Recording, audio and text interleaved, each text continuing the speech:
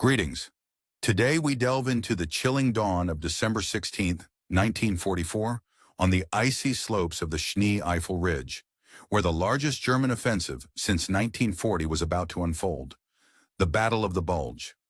But what if I told you that just hours into this brutal confrontation, the Germans would realize they had vastly underestimated their foes, not in numbers, but in firepower? Could it be that the American soldiers, thought to rely on supplies and raw grit, wielded a weapon that changed the face of infantry combat forever, and that this weapon, the M1 Garand, was so revolutionary that it rendered the Germans' trusted bolt-action rifles nearly obsolete in the blink of an eye? How did this technological leap, born in North Africa, reach the battlefield of Belgium, and what secrets did captured German reports reveal about their disbelief? Could it be that the Germans' own doctrines, built around machine guns and precise shots, were shattered by a relentless storm of semi-automatic fire? And what role did these advanced firearms play in the fierce hedgerow battles that turned the tide against the Wehrmacht? All of these pieces form a deadly puzzle, one that raises a single haunting question. How did a simple rifle change the course of one of the war's most pivotal moments? Stay tuned, because in this video, we will uncover the shocking truth behind the weapon that redefined modern infantry warfare and the battle that proved its devastating power. The story begins now. On the dawn of December 16th in the year 1944, at roughly 5:30 in the morning, the scene was set on the icy, treacherous slopes of the Schnee-Eifel Ridge, bordering Belgium and Germany. The landscape beneath their feet was a cruel expanse of frozen mud, cracking and splintering with each step taken by the advancing German troops, as they prepared for what would soon unfold into the infamous Battle of the Bulge, an immense and decisive offensive, and indeed the largest German attack since the early days of the war in 1940, aiming to turn the tide of the conflict in their favor. On the opposite side of the ridge, approximately 200,000 soldiers of the American forces, known as the Wehrmacht, stood ready and confident. These soldiers held a particular belief about their adversaries across the line, namely that the Americans depended primarily on material wealth and supplies rather than on raw fighting prowess. They were led to think that the citizen soldiers from the United States, despite their numbers and equipment, were comparatively soft and lacked the fierce combat spirit that they assumed defined German soldiers, who had trained and fought with relentless discipline for years. These misconceptions, however, would very soon be challenged and often shattered by the brutal reality of battle. Within mere hours after the initial assault, the German forces would come to understand with devastating clarity just how mistaken their earlier assumptions truly were. The brutal mathematics of firepower, a relentless calculus of lethal efficiency, was soon to deliver a harsh lesson, one that would destroy every false impression German troops held about their enemy's strength and resolve. Central to this confrontation was the American infantryman and his weaponry, especially the revolutionary firearm that General George S. Patton would later describe in a letter dated January 26, 1945, as the greatest battle implement ever created.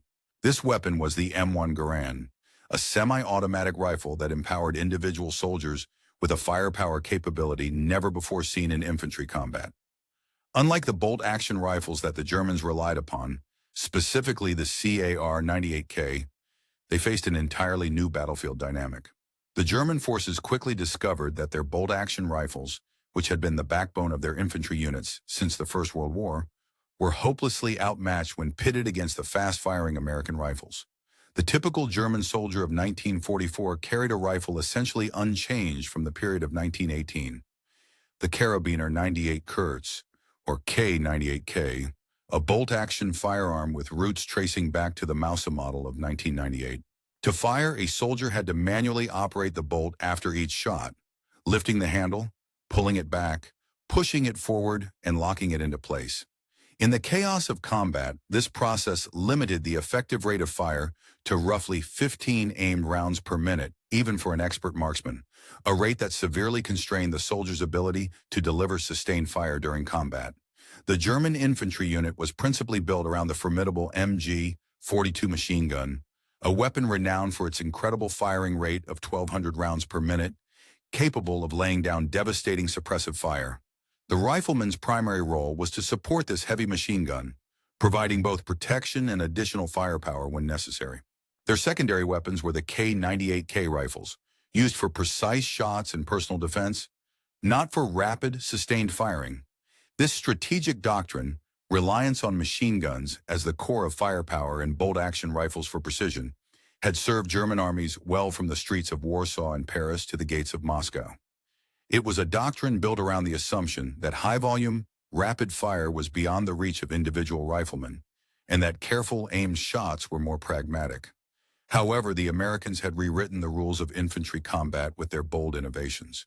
Every American soldier, equipped with a semi-automatic M1 Garand, possessed a firearm capable of firing 8 rounds as swiftly as they could pull the trigger, an astonishing rate that allowed for a continuous barrage of fire. Reloading was quick and straightforward, taking less than 3 seconds to insert a new clip, or end block, ensuring that soldiers could maintain firepower far beyond the capacity of their German counterparts. In an American squad, the firepower configuration was markedly different from the German model. Instead of 1 machine gun and 9 bolt-action rifles, an American squad typically fielded 1 machine gun, 1 automatic rifle, and 11 semi-automatic rifles, creating a vastly superior volume of fire. The disparity in firepower was so significant that it fundamentally altered what was possible on the battlefield. This technological and tactical revolution had begun to take shape as early as 1943 in North Africa. Though many German soldiers initially dismissed the reports of the Americans' increasing firepower as exaggerated. After engagements at places like the Kasserine Pass, German officers submitted reports to their command in Berlin, noting that American forces seemed to be armed in large numbers with semi-automatic rifles. The German High Command, however, was unable.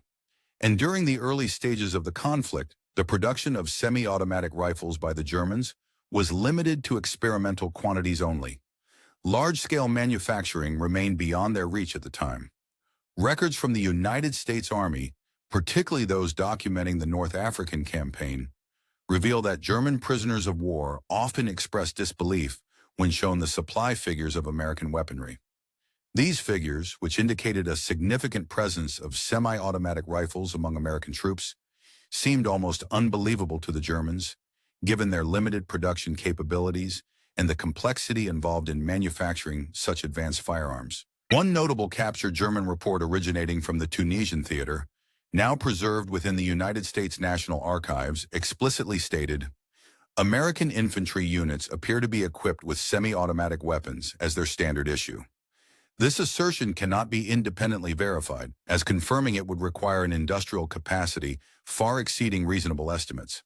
This remark was made on June the 6th in the early morning hours at Omaha Beach, shortly after the initial landings. At that time, the 352nd Infantry Division was tasked with defending positions overlooking the notorious Easy Red Sector, a critical part of the D-Day invasion. Post-engagement analysis conducted by German military authorities after the Allied forces successfully secured the beachhead, vividly described the overwhelming volume of American rifle fire. One after-action report from the Germans observed that the enemy infantry maintains a relentless, continuous stream of rifle fire during their advance, with no perceptible pauses for bolt manipulation. The report further noted that the sheer volume of fire from the American side exceeded the suppressive capacity of their machine gun emplacements. The fierce combat, often characterized by dense hedgerow fighting, brought the stark disparity in firepower into clear focus, illustrating how the American semi-automatic rifles revolutionized infantry combat in confined terrain. In these hedgerow battles, where engagement ranges seldom surpassed 100 meters, the Germans found that their traditional doctrine of long-range marksmanship was rendered largely irrelevant. Instead, what determined success on the battlefield was the rapid delivery of a high volume of precise fire. An internal German training manual captured from the 3rd Fallschirmjäger Division in July of 1944 explicitly acknowledged the American advantage. Enemy rifle squads generate a volume of fire equivalent to our machine gun positions. Conventional suppression tactics prove ineffective against units equipped with semi-automatic rifles. German ordnance officers, who examined several captured M1 Garand rifles, could not hide their astonishment at the high manufacturing quality achieved through mass production. These rifles operated on a gas system, utilizing expanding gases from fired cartridges to cycle the action automatically. Their en-bloc clip system allowed soldiers to reload in mere seconds, and most remarkably, the rifles were produced with tolerances so precise that German industrial standards could not match them on a similar scale. A technical intelligence report from the Wehrmacht, dated August 1944 and now housed within British military archives, summarized the situation succinctly. The M1 rifle exemplifies mass production techniques which we are unable to replicate. Its components demonstrate consistent, precise tolerances across thousands of units. Interchangeability of parts is complete, with any component functioning flawlessly in any other rifle. These words underscore the technological gap between American manufacturing prowess and German industrial capability at that stage of the war. The German attempt to produce an equivalent was embodied by the G43 rifle, which was intended as their answer to the M1 Garand. However, the realities of wartime production quickly revealed the disparities. While every American infantryman was equipped with the M1, the G43 was primarily issued to snipers and specialized units, rather than the regular ranks. Over the entire course of the war, German production of the G43 officially totaled just over 42,700 rifles, a comparatively modest number when contrasted with the staggering figure of more than 5,400,000 M1 Garands produced by the United States. The Battle of the Bulge, which unfolded in the winter of December the 17th, in the year 1944, starkly demonstrated the devastating firepower advantage possessed by the Americans. German forces, determined to achieve tactical surprise, launched a massive offensive with overwhelming numerical superiority in many sectors. Despite this, American small units, often outnumbered and encircled, managed to hold their positions through the sheer superiority of their firepower, an advantage made possible by the widespread deployment of semi-automatic rifles. This disparity was most vividly evident on Elsenborn Ridge, where, on December the 17th, the battle raged fiercely. Official combat interviews conducted by the United States Army after the engagement vividly attest to the critical role played by the semi-automatic rifles in such close quarters, intense combat environments. These first-hand accounts emphasize how the ability to deliver rapid, sustained fire fundamentally altered infantry tactics, allowing smaller American units to withstand larger, numerically superior German forces, and ultimately to contain the breakthrough efforts of the enemy. Immediately following the intense battles that marked the early stages of the conflict, detailed reports and records stored within military archives reveal the experiences and resilience of the soldiers of the 99th Infantry Division. Despite facing overwhelming opposition, sometimes outnumbered by a ratio of 3-to-1 in certain sectors, these brave troops were able to hold their positions firmly, largely thanks to the sheer volume of rifle fire they unleashed upon the enemy. One infantry sergeant, reflecting on these tense moments, recalled, "We just kept firing. 8 rounds, reload, 8 more rounds." His words painted a vivid picture of the relentless barrage that formed a near impenetrable barrier of lead, which prevented the advancing German forces from breaking through. The casualties inflicted by the Germans during that critical first week of the offensive far exceeded any prior estimates or expectations, underscoring the fierce resistance mounted by the American soldiers. In a revealing document captured during this period, an operations order from the 12th SS Panzer Division, it was explicitly noted that the agile and continuous firepower of American small arms was a significant obstacle. The order stated, "American small arms fire prevents movement, even with numerical superiority. Each enemy position must be treated as an automatic weapon emplacement." Such a statement underscored the potency of U.S. firepower and told an undeniable story. By December of the year 1944, American manufacturing plants had produced over 4 million M1 Garand rifles, a staggering figure that demonstrated the nation's immense industrial capacity and wartime mobilization. The Springfield Armory, a key center of American arms production, reached its peak output in January of the same year, churning out an astonishing 122,001 rifles in that single month. This amounted to approximately 3,936 rifles every day, an incredible rate of production, equating to roughly 164 rifles every hour around the clock, without pause. The workforce at Springfield itself embodied the scale of American mobilization. By June of 1943, women had come to constitute 43% of the total workforce, an impressive number of 5,210 women out of a total of 12,955 employees. Many of these women, many with no prior experience in manufacturing, were trained quickly and efficiently, producing weapons that not only met but exceeded the standards of the military, exceeded German quality standards. Other notable arms manufacturers contributed significantly to the war effort. Winchester Repeating Arms Company, for example, supplied over 513,880 rifles, a major contribution that bolstered Allied firepower. Similarly, the International Harvester Company, traditionally known for farm equipment, successfully transformed its production lines to produce three 137,623 M1 Garand rifles. Harrington and Richardson, another important manufacturer, added 428,600 rifles to the American arsenal during and immediately after the conflict. The dispersed nature of this manufacturing, spread across multiple facilities, ensured that no single aerial bombing raid could halt or substantially disrupt the production of these critical weapons, allowing the United States to sustain its military advantage. The impact of the M1 Garand rifle on infantry tactics was profound and transformative.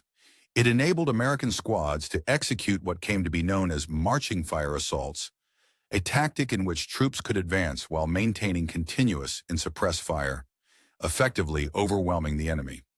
Official training films from 1943, preserved within military archives, vividly depict soldiers advancing in coordinated bounds, each man capable of firing 8 aimed shots while on the move. This innovation represented a significant departure from the German tactical doctrine outlined in their 1943 infantry manual, which primarily relied on bolt-action rifles for fire and movement, assuming a slower rate of fire and reduced suppressive capability. German calculations for the use of suppressive fire, ammunition expenditure, and assault strategies were based on these assumptions and presumed a certain rate of fire that the American soldiers, equipped with semi-automatic rifles, easily exceeded by a factor of 3. The United States Army's Field Manual 710, titled Infantry Rifle Company, published in 1944, built its entire tactical framework around the capabilities of semi-automatic firepower. The semi-automatic M1 rifle became the cornerstone of infantry firepower, enabling troops to deliver sustained and rapid fire without the need to manually operate the bolt after each shot, a capability that drastically increased combat effectiveness. However, the effectiveness of this semi-automatic rifle hinged heavily on a steady and ample supply of ammunition. American industry rose to this challenge, achieving remarkable scales of production. The Lake City Army Ammunition Plant in Missouri, covering some 3,900 acres, produced billions of rounds of ammunition during the war years. Although precise figures for .30 caliber rounds, the standard rifle cartridge, are not readily verifiable, the total ammunition output across the United States during this period reached an estimated 7 billion rounds. This extraordinary volume of ammunition was enough to sustain unprecedented levels of sustained fire, allowing American infantry units to maintain overwhelming fire superiority throughout the battles that shaped the course of World War II. In the detailed records of supply and logistics kept by the German Wehrmacht during World War II, it was customary that each rifleman was allocated approximately 60 rounds of ammunition to be used during offensive operations.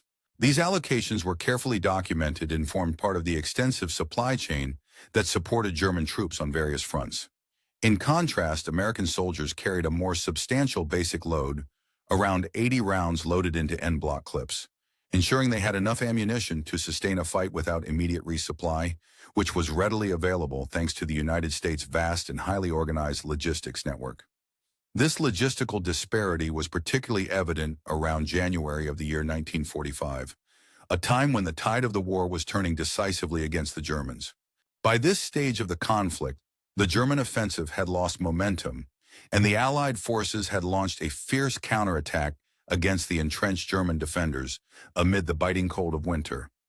Instead of providing a natural advantage to the defenders, The brutal winter conditions unexpectedly highlighted a significant advantage of the American M1 Garand rifle.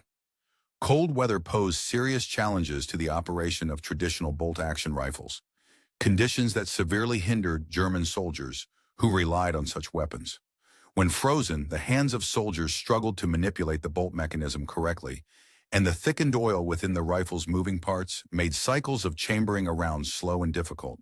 Meanwhile, the semi-automatic mechanism of the M1 Garand allowed American soldiers to fire multiple rounds rapidly with a simple trigger pull, an advantage that remained operational even with heavy winter gloves on. The design allowed for swift reloading. The end block clip, loaded with 8 rounds, could be inserted quickly into the rifle, even by soldiers with numb fingers who struggled to perform more delicate tasks. In comparison, German troops using the carabiner 98 Ka had to load each round individually into their magazines, a slow and cumbersome process in freezing temperatures. Medical records from the Battle of the Bulge, one of the most intense engagements of the European theater, reveal that American riflemen experienced significantly fewer frostbite casualties than their German counterparts. This discrepancy is partly attributed to the American soldiers' ability to avoid prolonged exposure during reloading and firing, thanks to the ease of using the semi-automatic M1 Garand. Their reduced exposure to the elements during combat was a crucial factor in maintaining their fighting effectiveness in the harsh winter conditions. Fast forward to March of the year 1945, as American forces prepared to cross the Rhine River into Germany, the defending German troops faced a daunting mathematical dilemma. A captured German strategic planning document from Reagan detailed the assumptions behind their defensive requirements based on traditional firepower ratios. These ratios were rooted in the long-standing military doctrine dating back to Napoleon's era, which posited that a single defender could hold off 3 attackers, assuming equal rates of fire and comparable weaponry. However, this outdated mathematics failed to account for the American advantage brought by the M1 Garand. The American assault teams, equipped with semi-automatic rifles, were capable of delivering a fire rate approximately 3 times greater than that of the German defenders wielding bolt-action rifles. This overwhelming firepower effectively shattered the old assumptions and rendered the traditional defensive calculations obsolete. The crossings of the Rhine River, which at first seemed a perilous undertaking, were successfully executed with casualties lower than the planners had predicted. The key factor was the relentless and overwhelming volume of small arms fire, which kept German positions suppressed and prevented them from effectively returning fire. Integral to the story of the M1 Garand's impact was the broader narrative of American military-industrial mobilization. The Springfield Armory in Massachusetts, which had previously been a modest government arsenal, was transformed into one of the most efficient and productive manufacturing complexes in the world. The main production complex stretched over a mile in length, and each rifle underwent a rigorous process involving over 1,000 carefully controlled manufacturing operations performed by highly specialized machinery. This enormous increase in production capacity was driven by an urgent wartime need and a national effort that prioritized speed and precision. By the year 1940, it took approximately 117 man-hours to produce a single M1 Garand rifle. However, this figure was dramatically reduced to 75 man-hours by 1943, and further down to just 31 man-hours in 1945. The cost per rifle was also significantly decreased, from roughly $83 at the start of the war to only about $31 in its final year. This remarkable reduction in production time and cost was made possible through advances in manufacturing technology and a highly organized labor force. The transformation of the workforce was equally impressive. The percentage of women workers in the Springfield Armory rose sharply, from 20% in June of 1942 to 43% a year later, reflecting the vital role women played in the wartime economy. These workers were rapidly trained in a matter of weeks to operate sophisticated machinery, which produced interchangeable parts that met exacting standards. This level of standardization was something German craftsmen, despite years of training, struggled to achieve in their own. In the realm of military weaponry, even weapons considered imperfect in design could have a significant impact when wielded effectively. A soldier who was perhaps nervous or less skilled, but equipped with a semi-automatic firearm like the M1 Garand, could still deliver accurate and rapid fire in combat, thereby increasing his unit's overall effectiveness. This shift in firearm technology brought about profound changes in military training, most notably at Fort Benning, Georgia, where the U.S. Army's Infantry School undertook a comprehensive overhaul of its training methodologies centered around the M1 Garand. Historical training reports dating back to the year 1943 vividly illustrate the dramatic improvements achieved through the adoption of semi-automatic rifles. These reports highlight a remarkable rise in the proficiency of recruits, with the percentage of those qualifying as experts increasing by as much as 40% compared to the traditional training regimes that relied solely on bolt-action rifles. The transition to semi-automatics was not merely a matter of convenience or modernity. It fundamentally transformed the quality of firepower that American infantry could deliver. Even before the critical D-Day landings, the superiority of the M1 Garand became evidently apparent through combat experience in the Italian campaign. Between January and May of 1944, American divisions such as the 34th, 36th, and 45th faced off against highly trained German paratroopers in the challenging terrain of Monte Cassino, where mountain warfare demanded exceptional long-range precision from small arms. Traditional military doctrine at the time suggested that bolt-action rifles would be better suited to such conditions because of their accuracy over long distances. However, real combat experience demonstrated otherwise. In the rugged mountain environment, what proved to be more decisive than pinpoint long-range shooting was the volume of fire soldiers could deploy. The ability to quickly engage multiple targets while climbing steep slopes and navigating treacherous terrain turned out to be the critical factor. While detailed records of the specific use of the M1 Garand during the Monte Cassino battles are limited, it is noteworthy that the divisions involved were officially equipped with M1 rifles as standard, according to their organizational tables and equipment lists. This widespread deployment underscored the American confidence in the weapon's battlefield performance. In stark contrast, attempts by the Germans to develop a competing semi-automatic rifle, exemplified by the G43, fell far short of the M1 Garand's capabilities.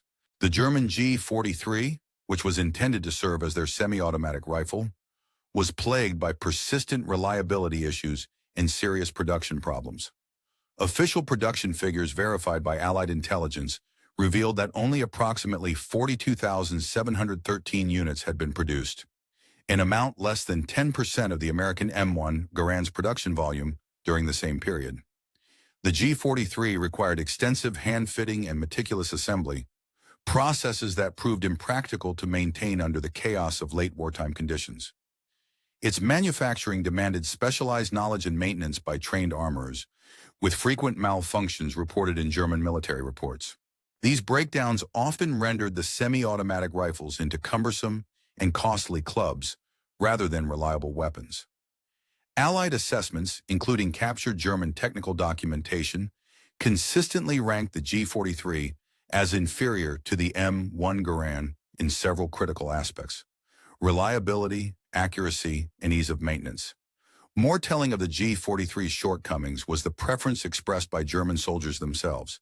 Despite strict regulations prohibiting their use, there are numerous reports of German troops, when able, choosing to use captured M1 Garand rifles over their own issued semi-automatic weapons. Such behavior underscores the superiority and desirability of the American weapon on the battlefield. Across the Pacific theater, intelligence reports provided further evidence of the American firepower advantage. German staff officers, through intercepted communications and reconnaissance, learned that Japanese forces, who employed tactics similar to those of the Germans and were armed mainly with bolt-action Arisaka rifles, were being systematically decimated by American units equipped with the M1 Garand. These reports painted a clear picture. American firepower, at the individual soldier level, was decisively overwhelming. The Battle of Eniwetok, fought from February through March of 1945 concurrently with the crossings of the Rhine River in Europe, vividly demonstrated the effectiveness of the M1 Garand in some of the most difficult terrain imaginable. American soldiers, armed with this reliable and high-volume firearm, proved capable of defeating fiercely determined defenders, even when faced with challenging terrain and entrenched enemies. The influence of superior firepower at the individual level was undeniable. When these operational reports found their way back to German military leaders through neutral channels, they only reinforced a growing sense of despair about their chances in the war. Post-war interviews conducted by the United States Army's Center of Military History provided crucial testimonies from German prisoners and officers, revealing their shock and disbelief at the combat efficacy of American rifles. These interviews consistently recorded that German prisoners expressed astonishment and admiration for the American rifle's capabilities, recognizing it as a significant factor in the Allied successes. In summary, the widespread deployment of the M1 Garand and its proven battlefield superiority. The reflections of Albert Kessler, who was in command of German forces stationed in Italy during the Second World War, offer a profound insight into the technological and tactical disparities that significantly influence the outcome of combat operations. In his post-war memoirs, Kessler candidly acknowledged that the American infantrymen, equipped with their semi-automatic rifles, possessed a firepower advantage that German forces could never effectively counter or neutralize. He emphasized that this technological edge rendered traditional tactical superiority largely irrelevant because the enemy soldiers could deliver a sustained and overwhelming volume of fire. Each American soldier could fire 8 rounds in the time it took a German soldier to fire just 1. This disparity in combat capability fundamentally shifted the dynamics on the battlefield, undermining German tactical initiatives and complicating their defensive operations. Further corroborating these observations was the testimony of General Hasso von Montoil, who commanded German forces during the pivotal Battle of the Bulge. During interrogation, von Montoil underscored the decisive impact of the American semi-automatic rifles. He pointed out that German forces simply could not produce enough suppressive fire with their bolt-action rifles to effectively challenge American advances or to create safe movement corridors for their troops. The logistical and industrial data reveal the full extent of this advantage.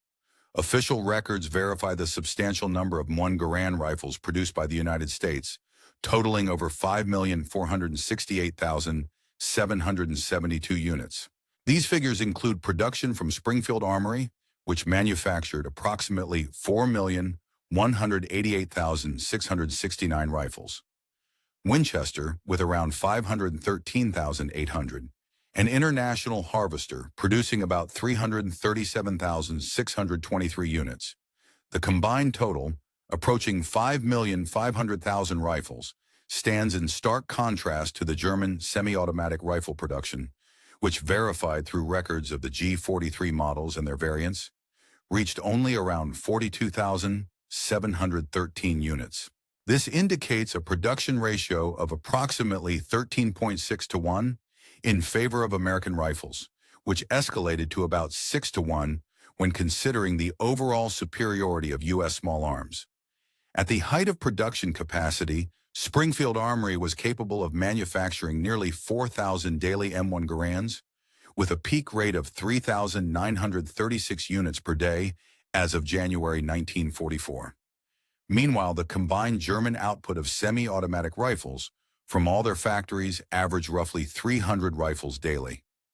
This massive disparity required an extensive and sophisticated logistical system to support the enormous deployment of American infantry equipped with the M1 Garand, which played a pivotal role in the European campaign. By the year 1945, American supply chains were delivering an astonishing 20 million rounds of ammunition each day to Allied forces across Europe, along with sufficient spare parts to maintain 3 million rifles and the capacity for complete overhauls at depot level. In stark contrast, German logistics, as documented in the records of the Wehrmacht quartermaster, struggled to provide even the basic ammunition allowances, exemplified by their standard allotment of 60 rounds per soldier for offensive operations, considerably less than the American standard load of 80 rounds, which could be supplemented with an unlimited resupply. The economic aspect of this technological advantage was equally decisive in shaping the war's outcome.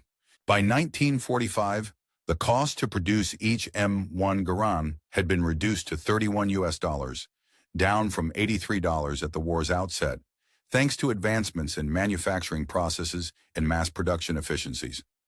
Conversely, the German G43 semi-automatic rifle cost approximately 350 Reichsmarks, which, when adjusted for relative purchasing power, was nearly 4 times as expensive.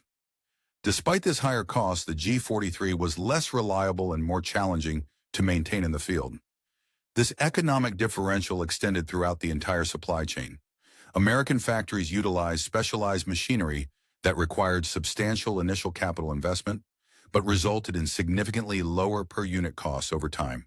German industrial facilities, on the other hand, suffered repeated bombing, had to relocate multiple times, and thus never achieved comparable economies of scale.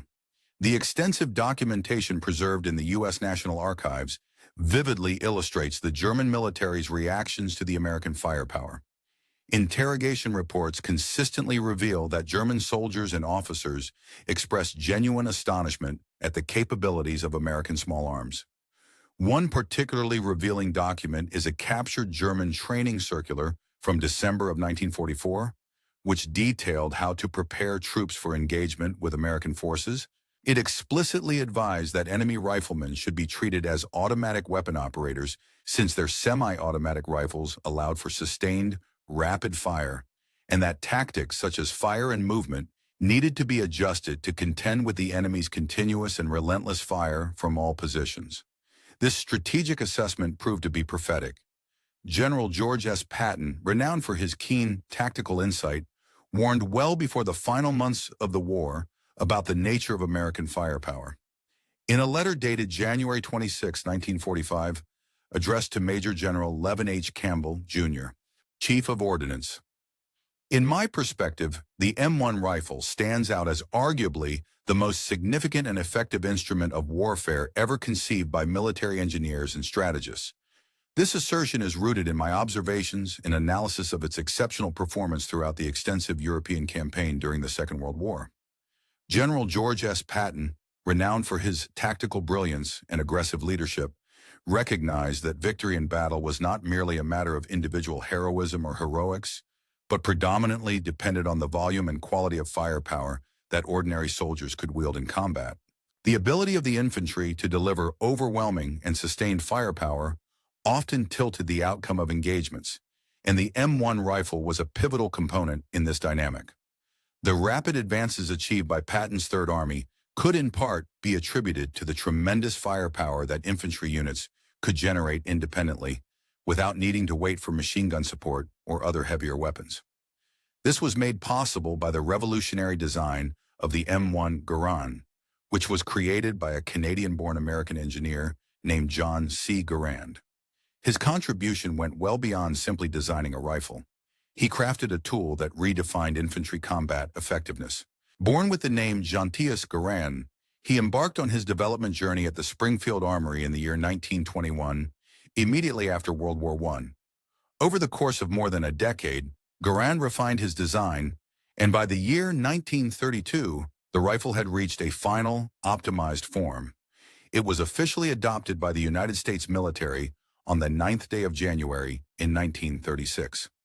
Garand's primary goal was to produce a weapon that could be manufactured efficiently on a large scale, even by semi-skilled workers, ensuring that the entire Army could be equipped with a high-quality firearm as swiftly and economically as possible. Remarkably, Garand assigned all patent rights to the U.S. government, choosing not to collect royalties despite the fact that his design was produced in the millions, truly a testament to his dedication to his country's military strength and industrial capacity. His guiding principles centered around simplicity, reliability, and ease of manufacture, embodying core American industrial values. The result was a rifle that seamlessly integrated into the American wartime ethos. A weapon built from steel and wood that was accessible to the masses, in stark contrast to the more elitist approach favored by German military culture, which prioritized specialized, elite units equipped with expensive and finely tuned weapons.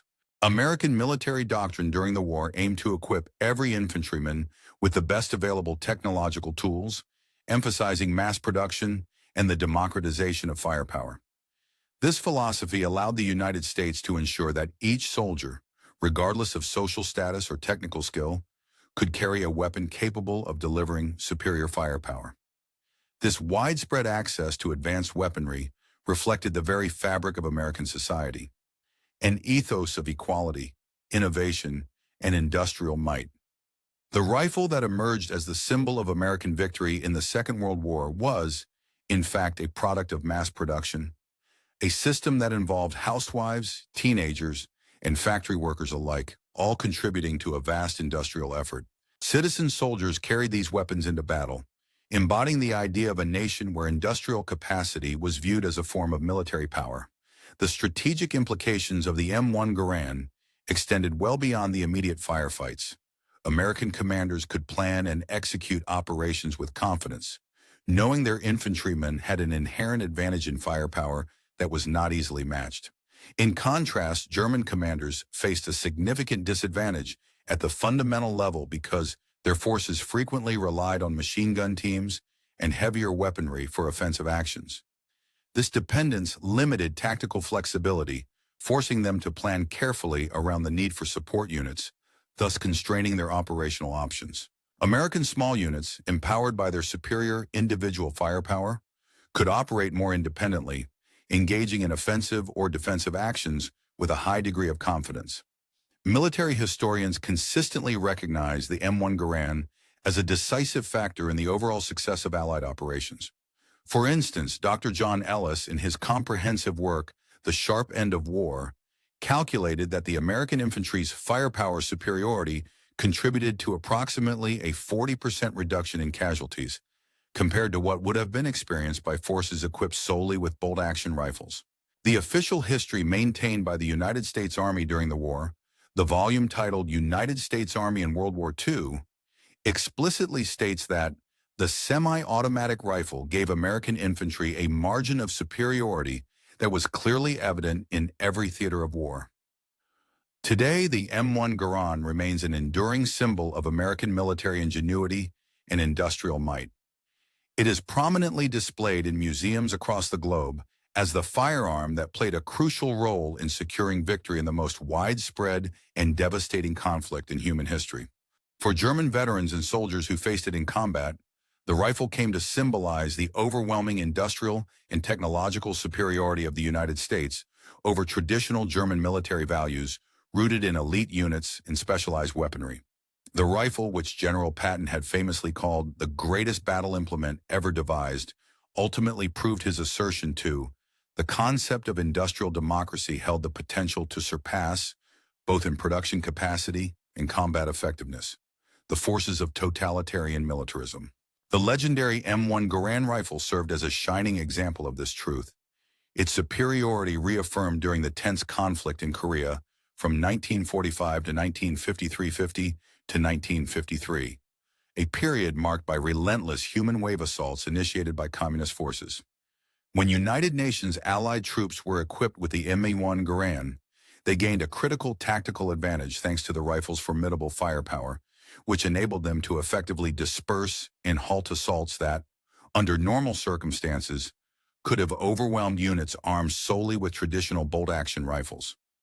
This technological and tactical edge was so significant that it influensively shaped subsequent military decisions. For instance, when West Germany sought to rebuild and modernize its armed forces in the 1950s, creating what was then known as the Bundeswehr, they recognized the importance of adopting semi-automatic rifles immediately. Their decision stemmed from the bitter, hard lessons learned during the 1944 to 1945 period, where the limitations of bolt-action rifles became painfully apparent on the battlefield. In fact, no modern military organization would ever again equip its infantry units primarily with bolt-action weapons.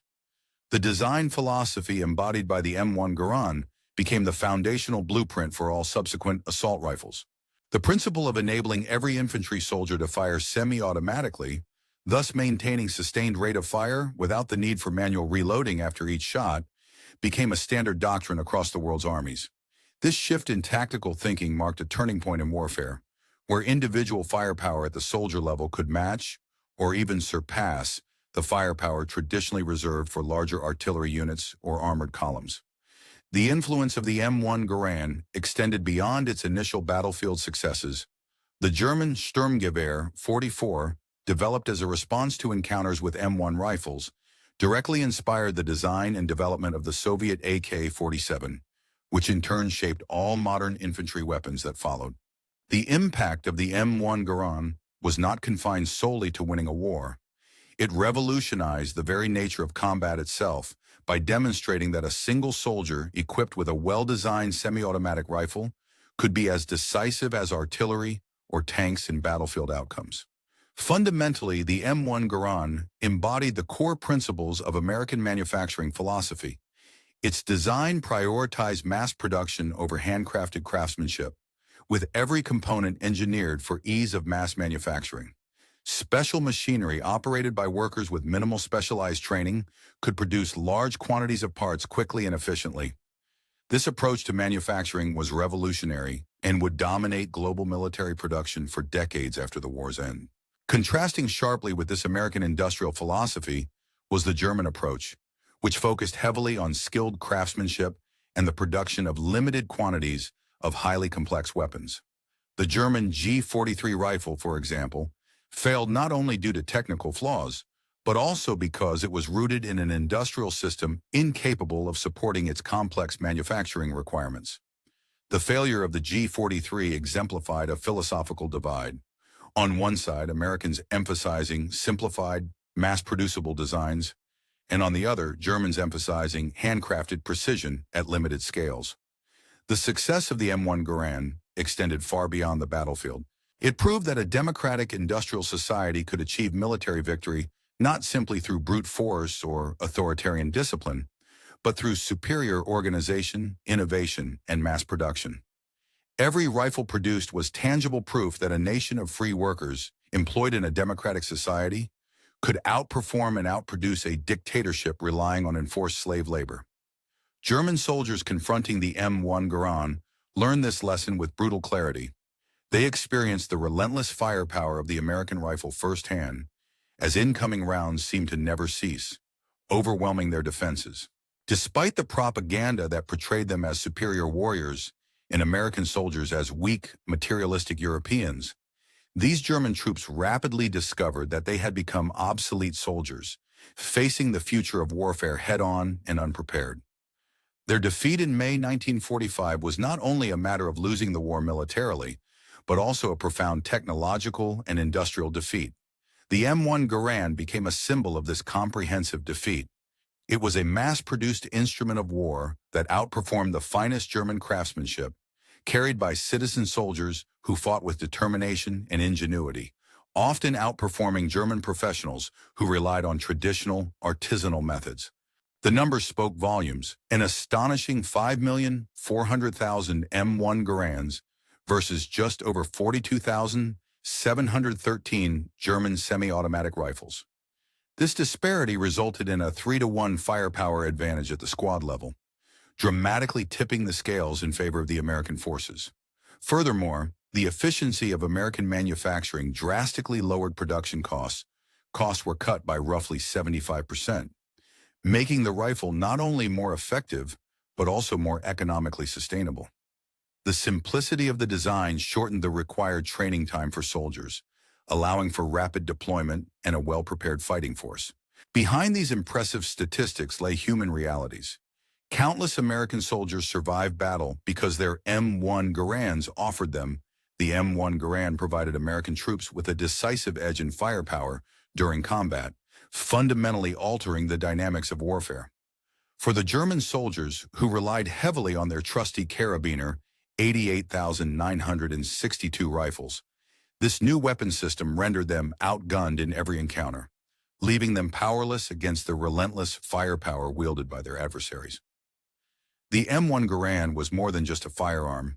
It was the embodiment of what General Patton famously called the greatest battle implement ever conceived by human ingenuity.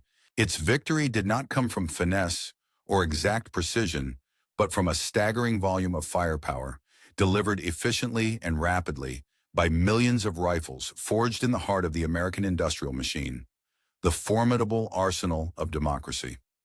To the soldiers fighting against it, the M1 Garand was a symbol much greater than a mere weapon. It represented a profound challenge to their entire worldview, which had been built on faith in racial superiority, venerable military traditions, and the unshakable warrior spirit. The arrival of this rifle proved that these long-held beliefs were in fact illusions. It demonstrated that industrial capacity, combined with democratic, citizen-led production, could overpower the most disciplined and professional military forces in the world. The rifle that played a pivotal role in securing victory on the battlefield also served as a powerful ideological statement that free democratic societies were capable of organizing, manufacturing, and fighting with an effectiveness that could surpass totalitarian regimes. Through the simplicity of 8-round clips and the efficiency of semi-automatic firing, the United States showcased the superiority of its democratic principles over the oppressive and fascist ideology represented by Nazi Germany. The German soldiers, witnessing the relentless and mechanized fire of this weapon, could not help but feel a mixture of fury and recognition. Their outrage was, in essence, acknowledgement. An acknowledgement that they had misjudged their opponent, challenged the wrong enemy, and armed themselves with the wrong tools based on flawed assumptions. The M1 Garand had, with every firefight, imparted a vital lesson: that modern warfare was increasingly dominated not by individual warriors or heroic feats, but by the collective might of industry and innovation. It was a war of tools, of superior technology and manufacturing power, rather than of traditional martial valor or outdated customs. Ultimately, the greatest triumph of the M1 Garand was not just in its battlefield performance, but in its symbolic significance. It demonstrated that democratic industrial strength could overwhelm any adversary, no matter how highly trained, motivated, or ideologically committed. The soldiers, cursing the distinctive ping of the ejected clips, an unmistakable sound of the rifle's semi-automatic mechanism, were in fact lamenting their failure to grasp the deeper truth: that they were fighting not only an army, but the very essence of the American industrial and democratic spirit. Today, the M1 Garand remains preserved in military museums and in private collections around the world, a relic of a bygone era, yet still admired for its revolutionary design and reliability. Remarkably, after more than 80 years since its introduction, the M1 Garand continues to function flawlessly, standing as a testament to American ingenuity and industrial prowess.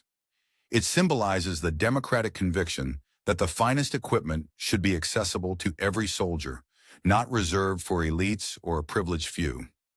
For those who faced it in combat, the rifle became an unforgettable symbol of the transformation of citizen soldiers into highly effective warriors through the power of mechanical advantage. It proved conclusively that technological innovation and mass production, rather than ideology or tradition, would ultimately shape the future of warfare. This mighty firearm earned its reputation on every battlefield it graced, proving its superiority time and time again. The soldiers who carried it understood that they were wielding democracy's answer to tyranny, and that their weapon represented a new era where the collective might of industry and democratic values had the power to decide the outcome of conflicts. The M1 Garand was not merely a weapon. It was a revolutionary instrument of warfare that embodied the relentless march of progress, the strength of democratic ideals, and the indomitable spirit of a nation dedicated to ensuring that the best arms and technology would be available to those defending freedom.